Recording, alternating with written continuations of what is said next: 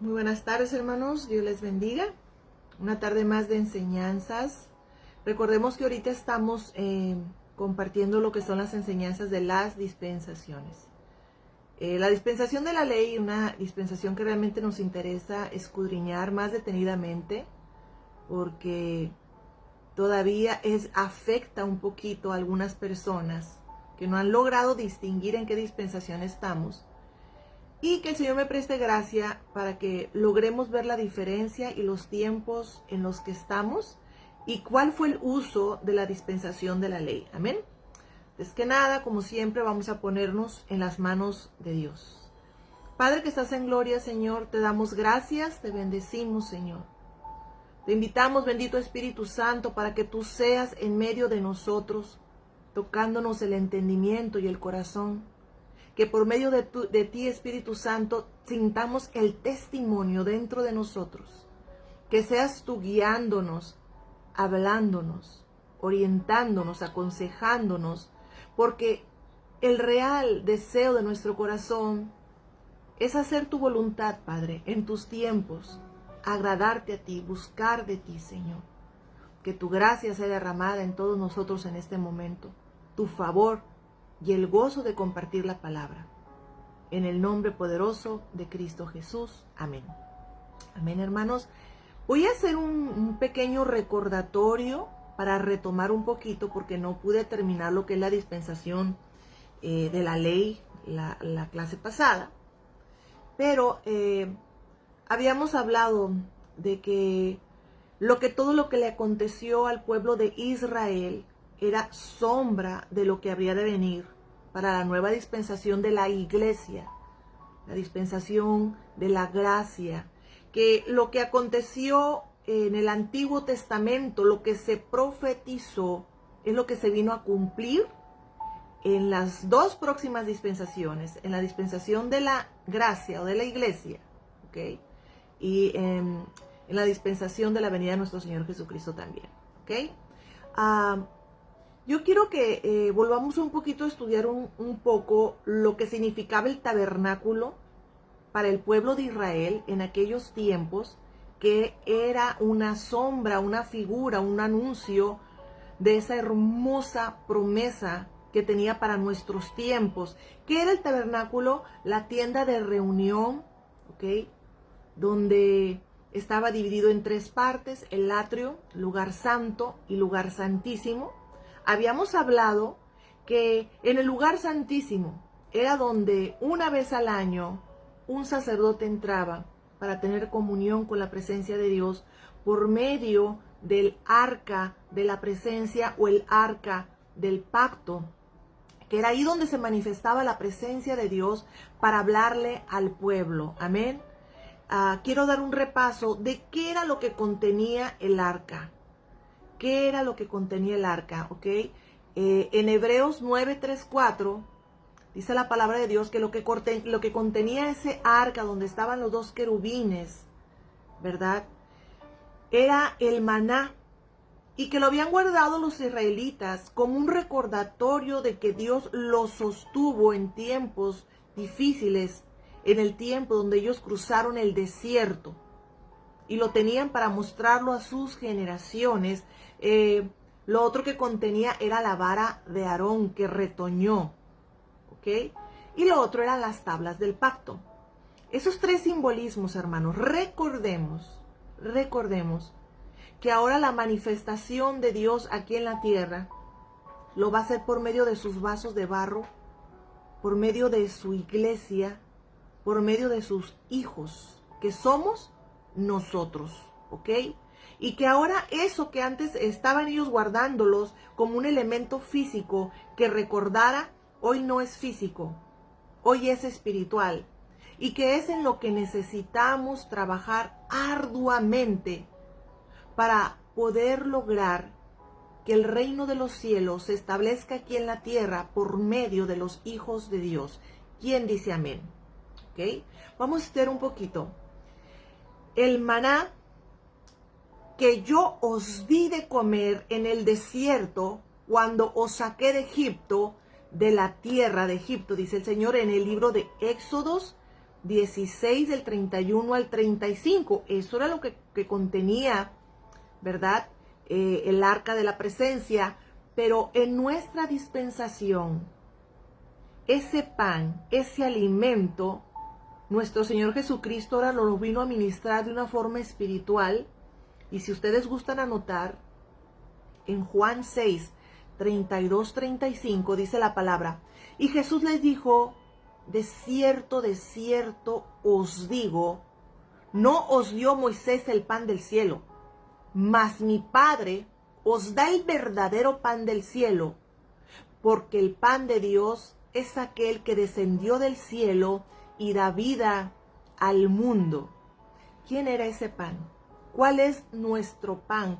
¿Cuál es nuestro alimento? Que nuestro Señor Jesucristo dice, no solo de pan vivirá el hombre, sino toda palabra que sale de la boca de Dios. ¿Quién salió de la boca de Dios? El Verbo, nuestro Señor Jesucristo. ¿Ok? En el versículo 34 dice, le dijeron, Señor, danos siempre ese pan. Jesús le dijo, yo soy el pan de vida. El que a mí viene nunca tendrá hambre, y el que en mí cree no tendrá sed jamás. ¿Quién dice amén? Eso quiere decir, hermanos, que nosotros tenemos que alimentarnos con la palabra de Dios para preparar este arca, para que la presencia de Dios se manifieste en nuestras vidas. Ya no tienes que estar poniendo panes, no más. Ahora la tarea es ardua, la tarea es empezar a alimentar el espíritu por medio de la palabra de Dios. Las tablas del pacto, en Éxodo 24:12 dice, y el Señor dijo a Moisés, sube hasta mí al monte y espera allí, y te daré las tablas de piedra con la ley y los mandamientos que he escrito para instrucción de ellos, del pueblo de Israel. Pero ¿qué dice hoy en la actualidad la palabra de Dios acerca de los mandamientos que tenemos que seguir y vivir como hijos de Dios? Segunda de Corintios 2:3 dice su palabra, vosotros sois nuestra carta escrita en nuestros corazones, conocida y leída por todos los hombres, siendo manifiesto que sois cartas de Cristo, redactada por nosotros, no escrita con tinta, sino con el Espíritu del Dios viviente, no en tablas de piedra, sino en tablas de corazones humanos. En nuestro corazón. Y qué importante, no traer la palabra de Dios solamente en nuestros labios, no, de dientes para afuera. La palabra de Dios tenemos que portarla en nuestro corazón, porque nosotros vamos a hablar de lo que abunda en nuestro corazón. Amén. Y ¿saben qué? ¿Cómo tú sabes cuando una persona nada más porta la palabra de dientes para afuera? Por los frutos. Porque la palabra de Dios dice que por los frutos os conocerás. Una palabra, una persona, un ser humano que ama la palabra de Dios, la anhela, la desea y la quiere vivir y la pone en su corazón, da frutos preciosos, da los frutos del Espíritu Santo. Paz, amor, mansedumbre, esperanza, dominio propio. Y ahí se da a conocer. En 2 de Corintios 3:6 dice la palabra, el cual también nos hizo suficientes como ministros de un nuevo pacto, no de la letra, sino del Espíritu, porque la letra mata, pero el Espíritu da vida. Amén. Entonces nosotros hoy la palabra de Dios tenemos que portarla no en los labios, sino en nuestro corazón. ¿Qué hay acerca de esa vara? Yo les expliqué mucho en la otra clase, ¿verdad? Es impactante. Esa vara que el Señor hizo reverdecer por medio de su presencia, la vara que el Señor usó para manifestarse Él, desatando las plagas en Egipto, que el que la portaba era Aarón. Aarón levantaba, Aarón hacía. ¿Okay? Vamos a leer, eso viene en el libro de Números 17, si tú lo gustas buscar y leer más, ¿ok? Hace referencia a la vara totalmente seca que tenía Aarón, ¿ok? Y el Señor la hizo reverdecer, pero dice que la hizo reverdecer al grado de que se le eran brotes, hojas, frutos de la noche a la mañana por estar delante de su presencia. La vara representa autoridad. ¿Cómo vas a tomar esa autoridad? Estando delante de la presencia de Dios. No es porque tengas una vara y hasta le pongas una cabecita de serpiente en la punta y des de golpes con ella en el piso. No, la autoridad es espiritual, hermanos. Y eso se da mucho en la iglesia cuando está la presencia de Dios y los demonios se manifiestan. No se manifiestan porque hay una vara parada y no, se manifiestan porque hay un siervo de Dios que porta la autoridad de Dios por haber estado en la presencia de Dios. Así se toma la autoridad. Fue un simbolismo en el Antiguo Testamento, pero en la actualidad, ¿quieres autoridad? No compres varas. No permitas que se haga negocio vendiéndote varas. Es como cuando nuestro Señor Jesucristo fue y tumbó todas las tiendas de los que estaban afuera vendiendo palomas, haciendo negocio de la necesidad y de la fe de los demás. No. Tú quieres tener autoridad para orar por tu casa y que busca la presencia de Dios. Y el Señor te va a dar la autoridad para atar y para desatar en el cielo y en la tierra. Amén. Éxodo 17:20 dice: y alzó Aarón la vara y golpeó las aguas que había en el Nilo ante los ojos de Faraón y de sus siervos, y todas las aguas que había en el Nilo se convirtieron en sangre. Recordemos que ese sacerdocio era de requisitos físicos. Físicos, hermanos. En la próxima dispensación vamos a hablar de los sacrificios espirituales.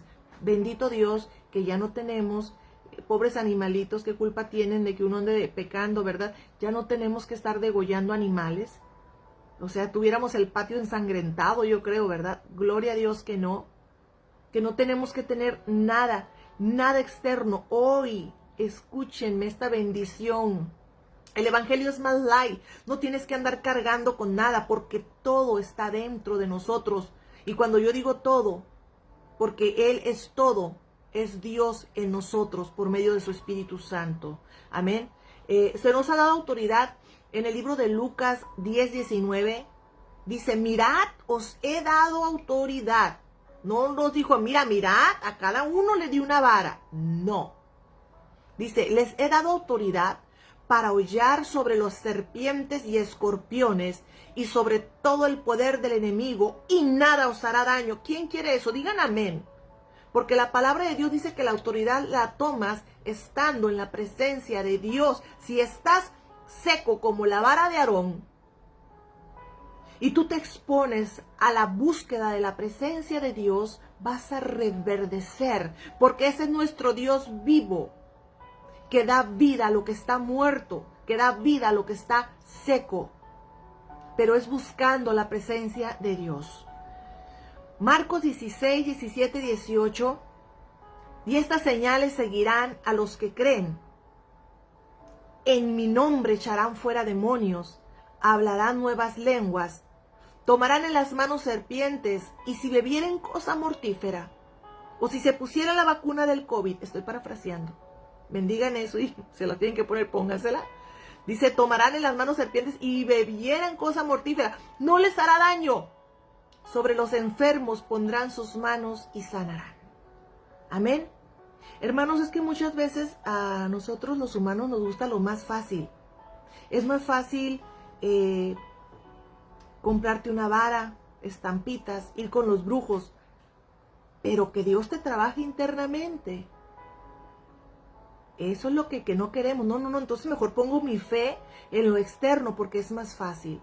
Pero yo te voy a decir que es más poderoso que Dios trabaje en nosotros internamente y que Él se manifieste por medio de nosotros internamente. Ya no estamos en el sacerdocio de requisitos físicos.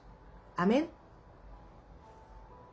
Dice la palabra también, la espada, hermanos. La espada es para hacer guerra, es para pelear, ¿ok? Éxodo 21:12 decía, el que hiera de muerte a otro, ciertamente morirá. Eran peleas, era ojo por ojo, diente por diente. Eso era en el Antiguo Testamento. En Mateo 26:52, ustedes recordarán cuando iban a apresar a nuestro Señor Jesucristo, Pedro arrebatadamente saca la espada y le vuela la oreja a Malcom, y el Señor que le dice en Mateo 26:52. Entonces Jesús le dijo, vuelve tu espada a su sitio, porque todos los que tomen la espada, a espada perecerán. Yo no quiero tomar la espada, no la espada física. ¿Qué dice la palabra de Dios en el libro de los Efesios 6:12? Porque no tenemos lucha contra sangre y carne, sino contra principados, contra potestades, contra los gobernadores de las tinieblas de este siglo, contra las huestes espirituales de maldad y las regiones celestes. Nuestras guerras son espirituales ahora. Y ¿saben qué? Si no llegamos a entender eso, vamos a tener hogares revueltos, matrimonios conflictivos, hijos rebeldes, y vamos a estar peleando todavía con la persona. Niños espirituales, inmaduros, que no entienden. Y por más consejos a veces que el ministro les da, hey, deja de estar gritándole, deja de decirle borracho al borracho, le has gritado borracho 12 años y no ha cambiado nada, porque estás peleando con la persona.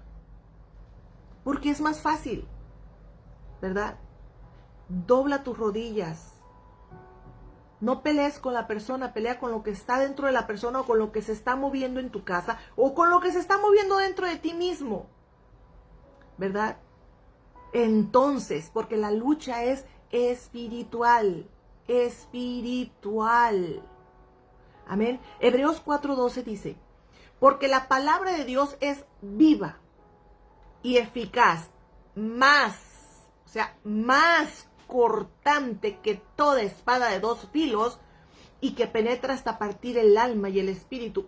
Es lo que no queremos, pero es lo que necesitamos. La palabra de Dios, las coyunturas y los tuétanos, y discierne los pensamientos y las intenciones del corazón. Amén. La palabra nos confronta. La palabra, con el filo de la palabra, cortas ligaduras, ataduras, amarres, lo que tú quieras. Pero es con la palabra, conociendo tus derechos y tus obligaciones en el mundo espiritual como hijos de Dios. Es así como se ganan las guerras, las palabras. Amén. Efesios 6:17 dice, tomad también el yelmo de la salvación y la espada del Espíritu, que es la palabra. Que es la palabra.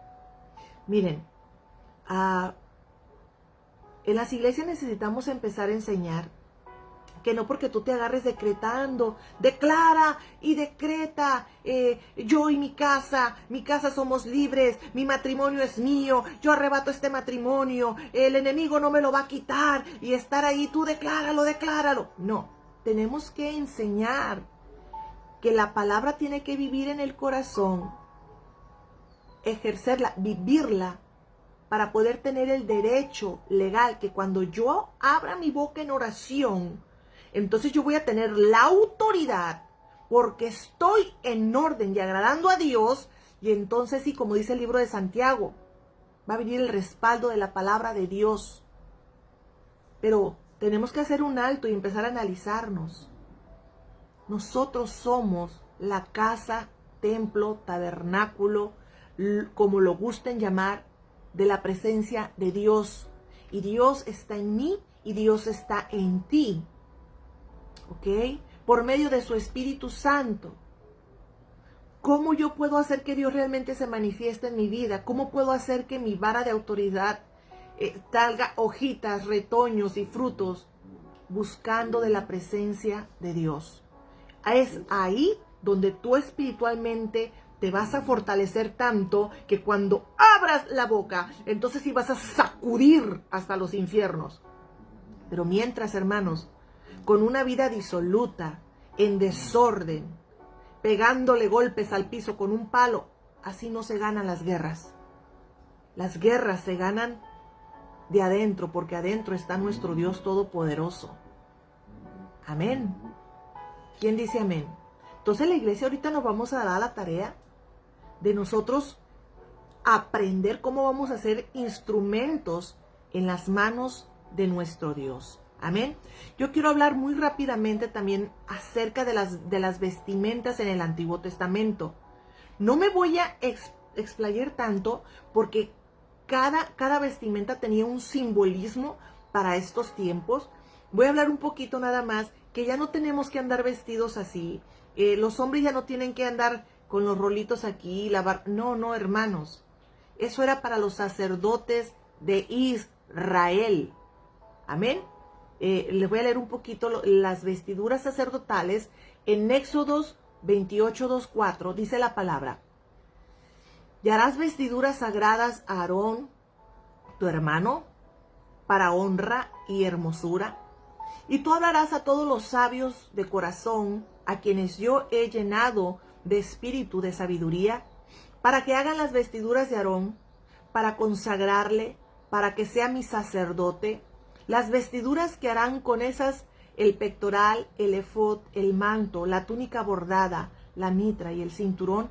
Hagan pues las vestiduras sagradas para Aarón tu hermano y para sus hijos, para que sean mis sacerdotes, los levitas, los que atendían la área de reunión, el tabernáculo. Miren, hermanos, no tenemos que vestirnos así, pero sí tenemos que tener cuidado de cómo nos vestimos, no nada más para ir a la congregación, porque no podemos ser tan falsos. Cómo nos vestimos en nuestra vida cotidiana y cómo nos vestimos para ir a buscar a Dios en las congregaciones. Amén. Les voy a leer un poquito acerca de un pequeño detalle que a mí me llamó mucho la atención. Que en Éxodo 28, 42, 43 el Señor da la instrucción. Dice: y le harás calzoncillos. Fíjate que Dios estaba tan interesado en sí realmente cómo se tenía que vestir un sacerdote, que hasta dio instrucciones de los calzoncillos. Los calzoncillos de lino para cubrir su desnudez. Serán desde los lomos hasta los muslos, y estarán sobre Aarón y sobre sus hijos cuando entren en el tabernáculo de reunión o cuando se acerquen al altar para servir al santuario, para que no lleven pecado y mueran. Estatuto perpetuo para él y para su descendencia después de él. ¿Ok? ¿Por qué las de lino? Ahorita les voy a explicar un poquito. Eso sí se lo voy a explicar. Me voy a tomar un poquito de la molestia porque me llamó la atención. ¿Ok? Las principales telas que usaban eran de lino blanco. La Biblia señala que el lino representa la justicia. ¿Ok? En el libro de Apocalipsis dice que la novia del Cordero usará un vestido de lino fino, que significan las acciones justas de los santos. Apocalipsis 19 del 6 al 9. ¿Ok? Y la novia será vestida de lino fino. Y ese lino fino representan las obras de justicia. ¿Ok? En el libro de Ezequiel 44:18 dice que para que no suden, que usan los calzoncillos de lino para que no suden. Ahora, ¿dónde se menciona el sudor por primera vez en la Biblia? En el libro de Génesis 3:19 dice, con respecto a la maldición, recibirás por causa del pecado, con el sudor de tu frente comerás el pan. ¿Okay? El sudor tiene que ver con el esfuerzo humano, mientras que el sacerdocio tiene que ver con el descanso y confianza de paz en el Señor. Qué hermoso, ¿verdad? O sea, ellos no pudieran entrar sudando. No. Todo, la honra y toda la gloria y todo lo que pasara, no era por esfuerzo humano, sino era por la mano de Dios. Y en la actualidad tiene que ser lo mismo. Amén. Tendríamos que reflexionar un poquito de cómo estamos sirviendo a Dios, por compromiso, por obligación, por apariencia, por costumbre. Nos estamos esforzando humanamente religiosamente, estamos renegando cuando servimos, tenemos que tener cuidado. Amén. Mucha gente habla de que la mujer no debe de usar pantalón.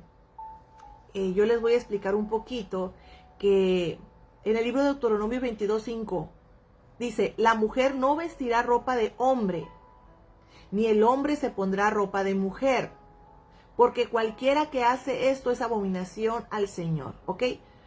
Es la vestimenta, las obras, no hacer los trabajos, no el carácter o no. Yo soy mujer y yo les digo que lo que Dios le dio a los hombres, nadie se lo quita. Dios los puso por cabeza. Dios les ha dado autoridad. De pronto va a dar una enseñanza al respecto, ¿verdad? Entonces, cuando se escribió esto en la cultura y en el tiempo que se escribió, hermanos, los hombres usaban el efod largo, la bata larga, para que me entiendan. Y la mujer también. Lo que diferenciaba la vestimenta del hombre de la mujer eran los detalles y los adornos, pero no había pantalones. Entonces Dios no se estaba refiriendo al pantalón, pero somos tan religiosos. Aunque déjame y te cuento que sí deberíamos de considerar si vamos a usar pantalón, qué tipo de pantalón. Hay unos pantalones que hombres también, no nada más mujeres, no los dejan ni respirar. No sé ni cómo se meten en ellos. La verdad, hermanos. Entonces, eso muchas veces expone tus partes íntimas. Muchas veces provoca, si alguien va a la iglesia peleando con la depravación sexual y va un hermanito y va una hermanita vestido así. Y ponle tú que los hermanitos nuevos es entendible. Pero hay gente en el evangelio que ya está sirviendo y siguen vistiéndose con ropa demasiado apretada. No es con ropita holgada o pantalón holgado. Dios, ay, es que no tengo dinero. No importa, porque no estamos hablando no te estoy diciendo que te pongas trajes de marca. Te estoy diciendo que cuando vayas a ver al rey, te pongas lo mejor que tengas, lo más prudente. Vamos a ver al rey de reyes, a nuestro Dios, a nuestro amado. Entonces Dios sí pone un poquito de atención. Como además la ropa refleja mucho todavía tu corazón y tu pensamiento. ¿Ok? Nada más dejo esto por ahí. No es que tengamos que andar todavía con el tumín y todo ese rollo. No. Pero sí consideremos un poquito nuestra vestimenta. No nada más cuando vayamos a la iglesia. En nuestra vida cotidiana. Porque ¿de qué te sirve que en la iglesia vayas con faldita larga y en tu vida cotidiana uses minifalda y chorcito corto? O ropa muy entallada. Se echa de ver cómo uno va madurando y se va poniendo tranquilo en la forma de hablar, la forma de actuar, la forma de pensar y la forma de vestir.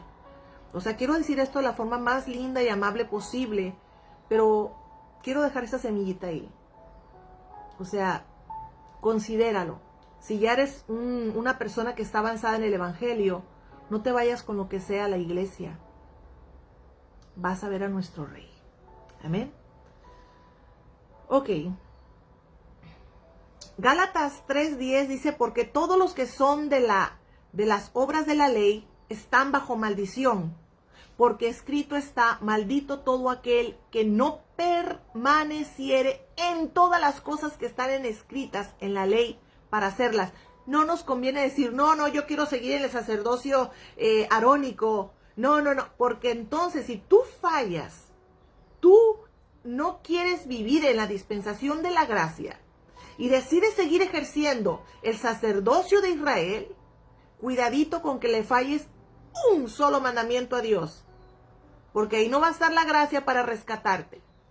Entonces démonos a la tarea de conocer a Dios, su amor, su justicia y su gracia, porque es ahí donde estamos perteneciendo en estos tiempos. Amén. Voy a tocar un punto, un tema que por lo general casi no lo hablo, pero es necesario. Mucha gente van a pensar, bueno, ¿y dónde quedó el diezmo entre la dispensación de la ley y la dispensación de la gracia? Entonces, vamos a hablar un poquito del diezmo. ¿Procede? ¿No procede? ¿Quién dice amén? ¿Quién le interesa ese tema? ¿Quién le gustaría estudiar ese tema? Yo creo que es un tema muy interesante, hermanos. Lo voy a tratar de hacerlo lo más sencillo y digerible posible. Amén.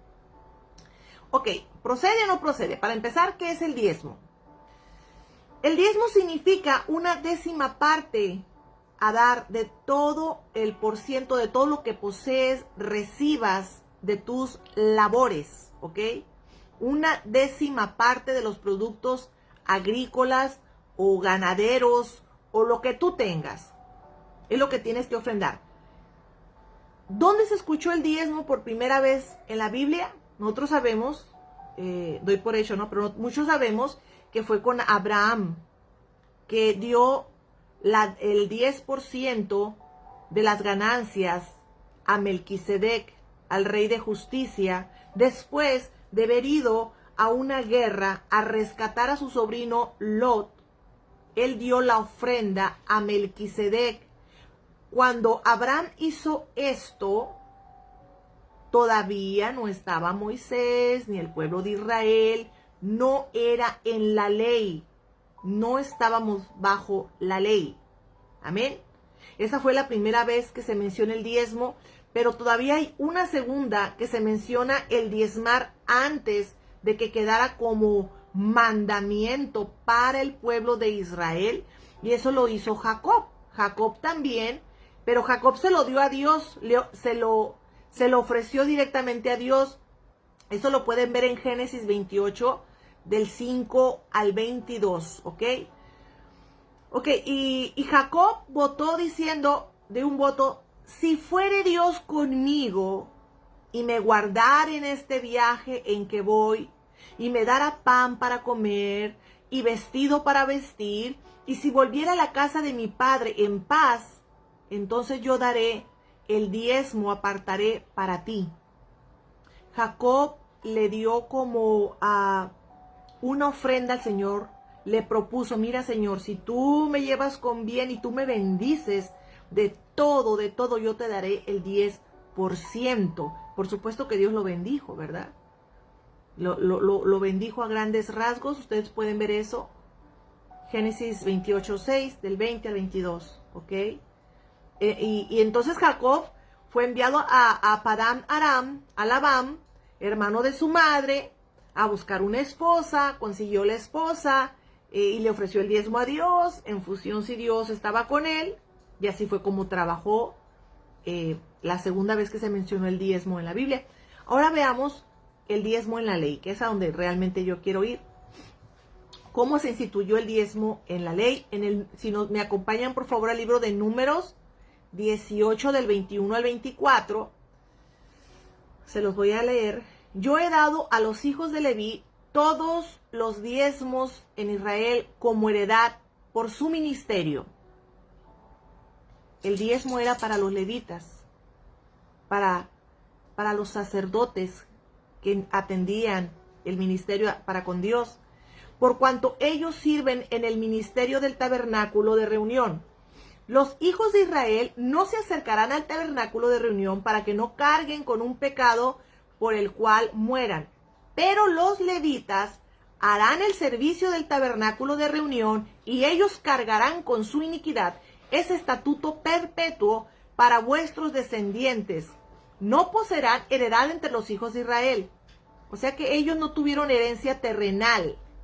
Los siervos no tienen herencia terrenal, porque a los levitas les he dado como heredad los diezmos de los hijos de Israel, que presentarán como ofrenda a Jehová, por lo cual les he dicho: entre los hijos de Israel no poseerán heredad.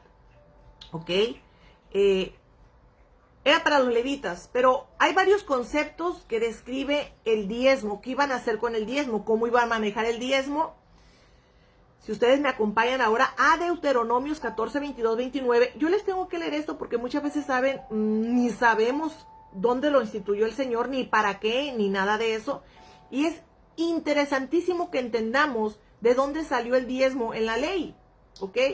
Recuerdan que estaba la tierra prometida. Bueno, Dios a los levitas no les dio su parte o su heredad de terreno.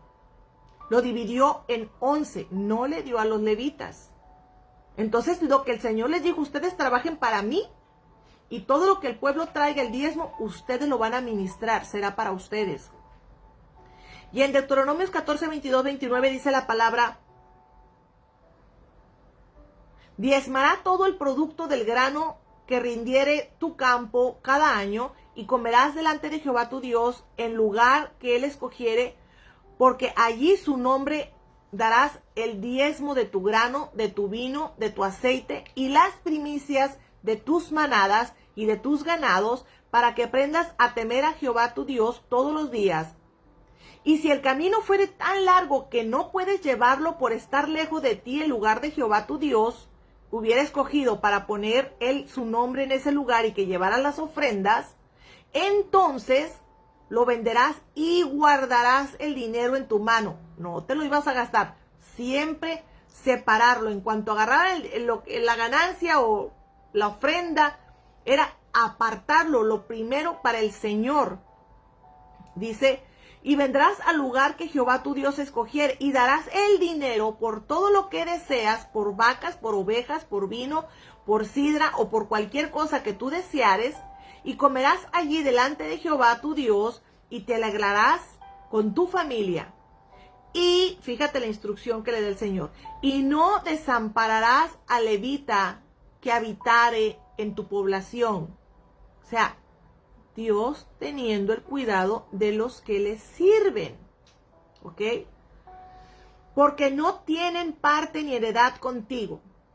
Al fin de cada 3 años sacarás todo el diezmo de tus productos de aquel año y lo guardarás en tu ciudad. Y vendrá el levita que no tiene parte ni heredad contigo. El Señor les vuelve a recalcar: y al extranjero, al huérfano, a la viuda que hubiera en tu población, y comerán y serán saciados, para que Jehová tu Dios te bendiga en toda obra que hicieran tus manos. Entonces había un pacto y un mandato, una ordenanza estricta para el pueblo de Israel. Cuando Dios habló con Israel, Israel dijo: sí, amén, te vamos a obedecer y te vamos a seguir. Y el Señor estaba dando la instrucción, ¿ok? El diezmo no solamente era obligatorio para los que lo daban, sino que también quienes tenían el deber de recibirlo y administrarlo eran los levitas. Tenían una responsabilidad con lo que ellos estaban recibiendo. Entre algunos de los usos obligatorios que tenía ese diezmo era no desatender a las huérfanas, a los huérfanos, a las viudas, a los extranjeros, ¿ok? No nada más era para ellos, era atender al que necesitaba. Amén. Ok. Y si ustedes vuelven a leer Deuteronomio 26, 12, 13, vuelve a dar la misma orden el Señor. ¿Qué es lo que pasa en el libro de Malaquías 3, 8, 12? Ese sí lo han de haber escuchado. Siempre muchas iglesias lo predican. Esto que habla en Malaquías es para el pueblo de Israel. Vuelvo y les explico. Dios tenía un pacto con el pueblo de Israel para bendecirlos. Y el pueblo de Israel le había dicho: sí, amén, bendícenos y nosotros te obedeceremos y haremos lo que tú nos pides. Y en el libro de Malaquías 3, del 8 al 12, que donde Dios considera que le han robado. Así que olvídate que las iglesias ahorita, ¡hey, rateros, ladrones! No es para esta dispensación. Dice: ¿robará el hombre a Dios? Pues vosotros me habéis robado. Y dijisteis: ¿en qué te hemos robado? En vuestros diezmos y ofrendas, pueblo de Israel. Malditos sois con maldición, porque vosotros, la nación, no dice el mundo, la nación de Israel, o sea, la nación toda, me habéis robado. Traed todos los diezmos al alfolí, y ahí habrá alimento en mi casa. Y probadme ahora en esto. Fíjate, cuando él dice mi casa, ¿quiénes estaban en su casa? Sus siervos, los levitas, las viudas, los huérfanos, los extranjeros, dependían de esa casa. ¿Ok? Dice: para que haya alimento en mi casa. Y probadme ahora en esto, dice Jehová de los ejércitos. Si no, os abriré las ventanas de los cielos y derramaré sobre vosotros bendición hasta que sobre y abunde. Reprenderé también por vosotros el devorador, y no os destruirá el fruto de la tierra, ni vuestra vid en el campo será estéril, dice Jehová de los ejércitos, y todas las naciones os dirán bienaventurados, porque seréis tierra deseable, dice Jehová de los ejércitos. Esa promesa también es para el pueblo de Israel. También es para el pueblo de Israel. Esa palabra es para el pueblo de Israel. Bueno, ¿qué dice nuestro Señor Jesús del diezmo? ¿Dónde lo menciona? ¿Ok? Mateo 23:23 dice: ¡ay de vosotros, escribas y fariseos hipócritas! Porque diezmáis la menta y el eneldo y el comino, y dejáis lo más importante de la ley, la justicia, la misericordia y la fe. Esto era necesario hacer sin dejar de hacer aquello. O sea, tienes que tener justicia, misericordia y fe, pero no dejes de diezmar. Pero recordemos, por si alguna por ahí les quieren enredar, recordemos que los evangelios todavía están en la dispensación de la ley. Los 4 evangelios están todavía en la dispensación de la ley. Nuestro Señor Jesucristo estaba viviendo la ley y la estaba cumpliendo. Por eso hablaba con los fariseos que eran israelitas y les decía, diezman, pero todo era ya tan frívolo, todo era tan religioso, tan automático, que se estaban olvidando de lo más importante, que era la justicia, la misericordia y la fe. También nuestro Señor Jesucristo, cuando lo tientan con eso de los impuestos, en Mateo 22:21 dice, dad al César lo que es del César y dar a Dios lo que es de Dios. Si Dios bendice, uno también tiene que dar a Dios. ¿Ok? De hecho, durante el ministerio terrenal, Jesús vino, vivió el evangelio, y en Lucas 8:3 había mujeres que ayudaban con dinero a Jesús y a sus discípulos, porque el evangelio cuesta, hermanos. Déjenme y les cuento que el evangelio tiene costos, cuesta expandir el evangelio, cuesta dinero. ¿Ok? El Señor Jesús y los discípulos de nuestro Señor Jesús dejaron las redes, dejaron de trabajar en lo secular para dedicarse a trabajar en el tabernáculo, para poder bendecir, ser instrumentos en manos de Dios para poder llegar a alcanzar almas. ¿Ok? Decía el apóstol Pablo: ¿qué soldado presta servicio militar pagándose a sus propios gastos? Muchas veces toca que los pastores se costean solos, y no solamente eso, los que son pastores de corazón ponen hasta de su bolso para que el evangelio sea expandido. Pero esto no debería de ser así. Esto no es correcto, hermanos.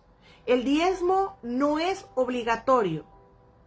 No es obligatorio, porque en la gracia todo se te dio por gratis. El Señor ya no te va a fulminar, no te va a obligar. El diezmo hoy es voluntario. Si tú has recibido la bendición, vas a bendecir. Y yo más adelantito te voy a explicar el por qué.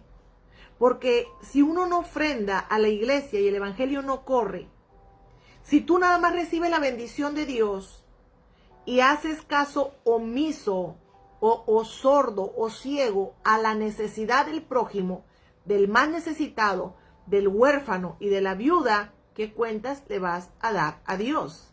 Amén.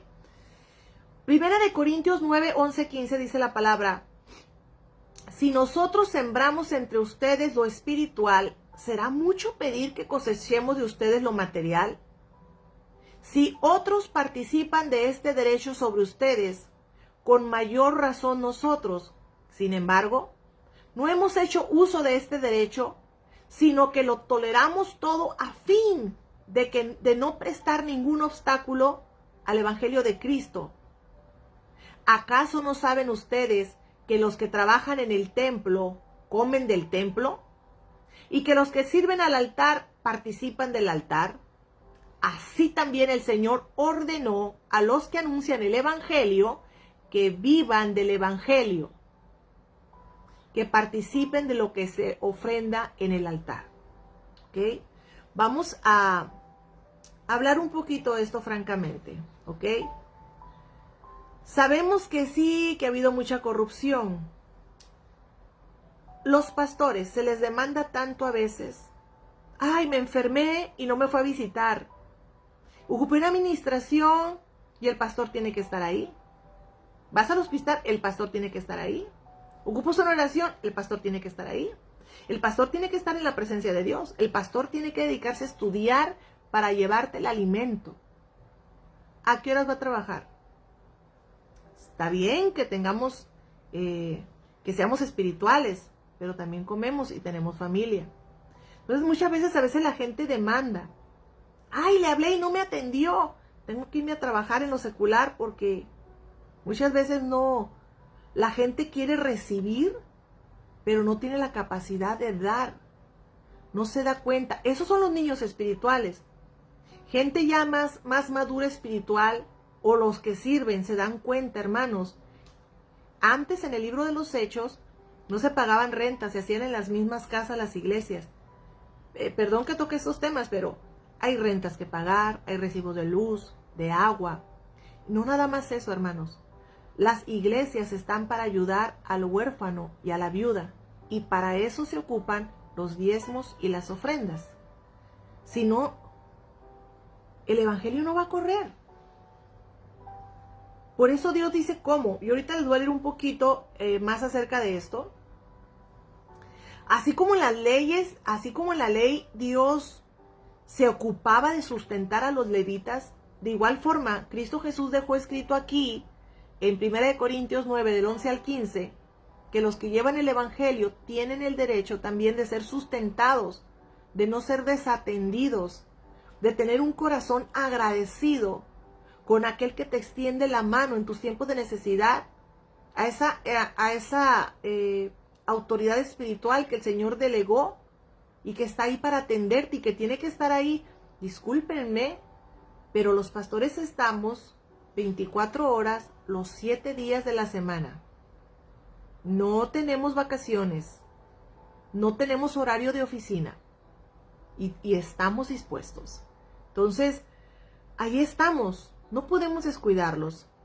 Hay que honrar a los siervos de Dios. Hay que bendecirlos. Está en la palabra. Está dentro de la palabra de Dios, ¿ok? En 1 Corintios 9:14 dice, así también ordenó el Señor que los que proclaman el evangelio vivan del evangelio. Porque es necesario, hermanos. No están ustedes para saberlo ni yo para contarlo, pero trabajar en lo espiritual es exhaustivo. Súper exhaustivo. No podríamos, o no deberíamos, porque aún así lo hacemos, y yo me cuento entre ellos, de trabajar en lo secular y en lo espiritual es súper desgastante. Súper desgastante. Realmente quien sirve en la casa de Dios debería, cuando ya tienes un ministerio, un llamamiento a pastoreo, a evangelista, a profeta, no vaso profético, a profeta, a apóstol, a maestro, dedicado 100% a la casa de Dios, sí no deberían de trabajar en lo secular. Amén. Romanos 15:27 dice la palabra, si tuvieron a bien hacerlo y a la verdad que están en deuda con ellos, porque si los gentiles han participado de sus bienes espirituales, también están obligados a servir a los santos en los bienes materiales. Gálatas 6:6 dice, y al que se le enseña la palabra, que comparta toda cosa buena con el que le enseña. ¿Verdad? Compartir con el que le enseña. Si hay una célula y se envía un ministro, ese ministro dejó familia, tal vez se fue saliendo del trabajo, invirtió su tiempo en estudiar, en su tiempo en ir a compartir contigo. Yo no te digo que les des dinero, pero por lo menos a veces ofrézcanles un vasito de agua fresca, algo. Y si no tienen, aunque sea las gracias, pero ofrézcanle algo, amén. Muchas veces hay gente que llega y como con látigo en mano, estás obligado porque si tú eres hijo de Dios, y hasta nos maltratan, llegan con exigencias. Y yo creo que si lees todo lo que te he dicho, Dios es celoso de sus siervos. Dios tiene el cuidado de sus siervos. Dice, vas a trabajar para mí, pero no te preocupes, no te voy a desamparar. Y el Señor usa al pueblo para poder cubrir las necesidades de los siervos. Hagamos conciencia de eso, hermanos. Ay, que le dan mal uso. Sí. Segunda de Corintios 11, 13, 14 dice la palabra de Dios. Porque estos son falsos apóstoles, obreros fraudulentos, que se disfrazan como apóstoles de Cristo. O sea, obreros fraudulentos, sí. Pero eso no quita el mandato de Dios. Eso no quita lo que Dios ha mandado. Que tengan el cuidado de los que están sirviendo en su casa. Y que hay que honrarlos. Vuelvo y repito, la ofrenda, dice la palabra de Dios en 2 de Corintios 9, 7, 9. Cada uno dé como propuso en su corazón, no con tristeza ni por necesidad, porque Dios ama al dador alegre, y poderoso es Dios para hacer que abunde en vosotros toda gracia, a fin de que, teniendo siempre en todas las cosas todo lo suficiente, abundéis para toda buena obra. Como está escrito, repartió, dio a los pobres, su justicia permanece para siempre. Si ya entendiste, da tu diezmo con amor y con gozo. Da tu ofrenda. Que Dios te bendijo, te puso la gracia, te abrió puertas. Si todavía no lo entiendes y piensas que te va a hacer falta, no lo des. El dinero material, como los levitas lo ministraban, lo van a ministrar la gente de la iglesia. Lo que llega al Señor es el gozo y la intención del corazón.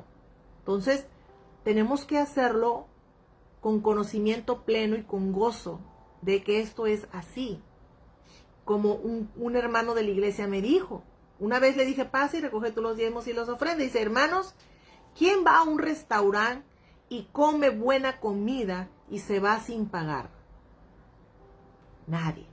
La iglesia va, te alimenta, tu espíritu, te ayuda, ok, retribuye. Pero que sea con gozo y con pleno conocimiento. ¿Para qué son los diezmos y las ofrendas? Nosotros leemos en el libro de los Hechos, ¿no? El libro, ya en la gracia, eso lo voy a hablar más adelantito, no diezmaba. Dice que lo vendían todo y lo entregaban a la iglesia para que la iglesia, muchos predican, ay, traían todo lo vendido y lo ponían a los pies de los apóstoles. Y hasta ahí se quedan. Pero lo ponían a los pies de los apóstoles para que distribuyeran conforme la necesidad de todos. El dinero que entra a la iglesia sustenta al ministro, pero también sirve, como dice Santiago 2, 15, 16, dice, y si un hermano o una hermana están desnudos y tienen necesidad del mantenimiento de cada día, y alguno de vosotros le dice, id en paz, calentaos y saciaos, pero no les dais las cosas que son necesarias para el cuerpo, ¿de qué aprovecha? La iglesia tiene que hacer obras. La iglesia tiene que estar al pendiente de los necesitados. No de los, perdón la palabra que voy a decir, no de los holgazanes que no quieren trabajar. No. Pero sí de las necesidades reales que a veces surgen dentro de los mismos hermanos y dentro de nuestras mismas comunidades. Cuando vemos que dentro de nuestra comunidad hay escasez o hay problemas, la iglesia tiene que meter mano y para eso se necesita dinero. Si un hermano llega, estoy enfermo y no tengo medicina, la iglesia tiene que aportar. Si alguien dice, me quedé sin trabajo, no tengo ni para comida, la iglesia tiene que dar despensa.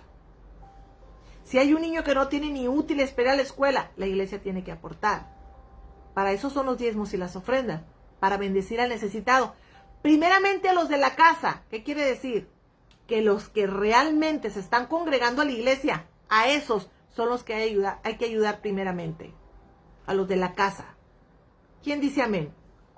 No podemos hacer oído y ojos sordos a la necesidad de nuestro entorno. Por eso dice la palabra de Dios que cada uno dé conforme su corazón. Así que cada uno dé conforme Dios te ha bendecido. Bendice para que así como Dios te bendijo a ti, por medio de ti, el Señor pueda bendecir a otros. Amén. Ya casi termino. Con esta termino. Mateo 25, 35, 46 dice: porque tuve hambre y me disteis de comer, tuve sed y me disteis de beber, fui forastero y me recogisteis, estuve desnudo y me cubristeis, enfermo y me visitasteis, en la cárcel y vinisteis a mí. Entonces los justos le respondieron diciendo: Señor, ¿cuándo te vimos hambriento y te sustentamos, o sediento y te dimos de beber? ¿Y cuándo te vimos forastero y te recogimos, o desnudo y te cubrimos? ¿O cuándo te vimos enfermo o en la cárcel y vinimos a ti? Respondiendo el rey les dirá: de cierto te digo, que en cuanto lo hiciste a uno de estos mis hermanos más pequeños, a mí lo hiciste. Entonces dirá también a los de la izquierda: apartaos de mí, malditos, al fuego eterno, preparado para el diablo y sus ángeles, porque tuve hambre y no me diste de comer, tuve sed y no me dices. ¿Qué quiere decir? Que cuando tú ayudas a tu prójimo y cumples el segundo mandamiento, amarás a tu prójimo como a ti mismo, es hacerlo al Señor, porque todos somos uno solo y todos estamos en el Señor. Y no podemos ponernos indiferentes a la necesidad de los demás tampoco. Por eso es que hay que ofrendar, por eso hay que diezmar. Amén. No puedes llegar a la iglesia arrugando la cara porque está haciendo mucho calor y no han comprado aires acondicionados, pero no te gusta diezmar para que los compren. No podemos llegar queriendo sacarle a la iglesia beneficio. Hay tanta gente que se acerca nada más a ver qué le va a dar la iglesia. Qué lástima, porque van muchas veces con razones equivocadas, con muchas razones equivocadas. Entonces, conclusión, el diezmo y la ofrenda es voluntario. Sí dejó estipulado el Señor que no podían abandonar a los que le servían, a sus ministros, y sí deja estipulado el Señor que no podemos hacer caso omiso de los que tienen necesidad de nuestro entorno. Así que sí, hay que ofrendar y hay que diezmar, pero voluntariamente. Ya no como que te va a caer el ángel del Señor y te va a fulminar si no diezmas. No. Pero te estás perdiendo de muchas bendiciones que Dios da a los que hacen buena obra. Te voy a comentar algo rapidito nada más antes de terminar. Cuando Dios ve que tú eres fiel, que no se te estanca todo, que el Señor te da y después tienes tanto que no hayas ni cómo agarrar más de tanto que te dio, retienes la bendición. Pero cuando Dios ve que por medio de ti puede bendecir a otros, es un fluir constante, la bendición sobre tu vida. Porque Dios va a estar ahí rociando sobre tu casa, porque por medio de ti, el Señor sabe que si te dice ve y da, ve y haz, tú lo haces. Espero que alguien que me esté escuchando y lo ha hecho, me ponga aquí, que diga amén, yo lo he hecho y el Señor me ha bendecido. Porque testimonios ha habido en la iglesia, que empiezan a ayudar, que empiezan a aportar y el Señor los empieza a bendecir, no nada más por un salario de trabajo, sino que les llegan a ellos también, porque el Señor sabe, eres un medio que no retiene, eres un medio que riega para los necesitados y el Señor bendice. Amén.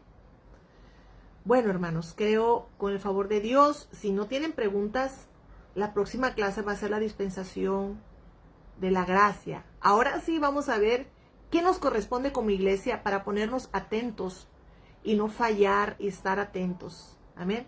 Vamos a orar para despedirnos. Espero que haya sido de bendición. Leo mucho, pero es enseñanza. Espero en Dios que estén tomando notas y que no se queden con todo lo que yo les digo, sino que también ustedes escudriñen y busquen y que el Espíritu Santo les dé testimonio. Amén. Vamos a orar, hermanos. Para mí es un gozo todo esto, el estudiar, el tener, lo que yo haga en el Evangelio, hacerlo con convicción, es porque tengo entendimiento de lo que estoy haciendo, no por repetición automática porque otros lo hacen, sino tener entendimiento. Eso es lo que pone fundamentos para que nada me mueva de la roca que es mi Señor Cristo Jesús. Amén. Padre que estás en gloria, Señor, venimos ante tu presencia dándote gracias. Ahora entendemos, Señor, ese enorme sacrificio que tú hiciste en esa cruz del Calvario, que nos has rescatado, porque a libertad hemos sido llamados, Señor, por tu gracia, por tu amor, por tu misericordia, porque nos llamas a ser, Señor. Nos llamas a ser, Padre bendito, Señor, tu imagen, tu semejanza. Oh, Babash y Ramasaya, Señor. Bendícenos con una mente espiritual, Señor, que podamos ver, percibir más allá de lo que nuestros ojos naturales perciben.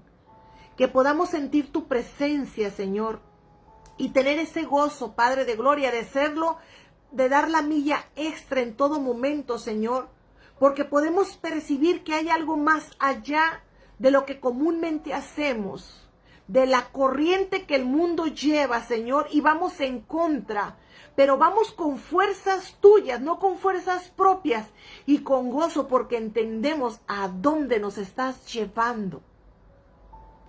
A vida eterna, a vida de sobreabundancia, a vida de gozo, a vida de paz. Gracias, Señor Jesucristo. Gracias, porque yo declaro, Señor, que con estas enseñanzas, cadenas van a caer al piso y que muchos esclavos van a ser libres en el nombre de Cristo Jesús. La esclavitud de la ley, el peso, Señor, del juicio y de la maldición han sido desvanecidos en la cruz del Calvario. Y hoy lo creemos y lo vivimos gracias a ti, mi Señor Jesús. Gracias, bendito Espíritu Santo, por estar con nosotros. Gracias, gracias. Y te pedimos perdón, Espíritu Santo, porque te hicimos a un lado ignorándote. Perdónanos, porque cuando poníamos nuestra fe en una vara, en una espada, en un chofar, cuando eres tú quien hace la obra por medio de nosotros y no te poníamos la atención suficiente, perdónanos, Espíritu Santo de Dios, era por falta de conocimiento. Oh, Babash, gracias, Espíritu Santo, por lo que hoy vas a empezar a hacer en nuestras vidas. Te damos gracias, honor, honra y gloria por los siglos de los siglos.